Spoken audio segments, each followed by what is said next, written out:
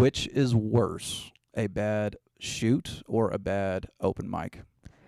I'd have to say it depends on what type of shoot, Okay. because I've had days where I've done hardcore like gangbangs and double anal, Mhm. and those days can be really rough. But a bad open mic is like soul crushing. And that's why you I respect you as a comic when you say like, oh hey, like yes, open mics are soul crushing, yet I still want to do it because whatever motivation. I mean, Like, I get that great feeling when I make people laugh. You know, Yeah. the feeling when you have people laughing on stage. It's fun, and it's actually worth the self-torture.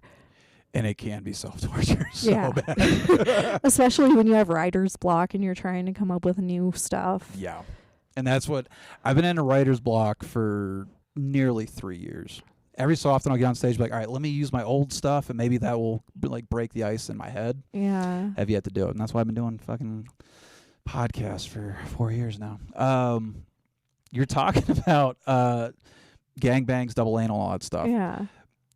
Alluding back to one of my first questions is when you find out you're doing stuff like double anal, like how intense are those emotions? Like, fuck, like this is going to hurt. Well, the thing is, I don't just find out on set ahead of time. Well, yeah, 100%. Well, my agent will message me and he'll be like, hey, this company wants you for this type of shoot.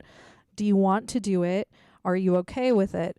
These are the performers you would be working with. Are you okay with working with them? What rate do you want? And then see if the rate's within their budget and if they're willing to do it or not. Like, there's a lot of communication and steps that go into it. 100%. And then you prepare yourself from there if you want to do it. So You if just- it is the intense stuff, doing, like I said, DP, double anal, all that stuff, I've only done double anal once, never again. never again. Okay, that's what I was Never again. again. When you show up to that location, is it like, oh God, I need to stretch up, warm up, You all this good practice stuff? ahead of time, you stretch, you warm up. Like, there's So the anal anxiety is training towards kits. that. Anxiety is like, okay, this, if I do this incorrectly, this is going to hurt. Like that's Not where the only is it anxiety's going to at. hurt, but when it's anal, you also have to prepare by starving yourself and Yeah. using Imodium. Otherwise, you can have a messy scene. And yeah, Has that happened for you?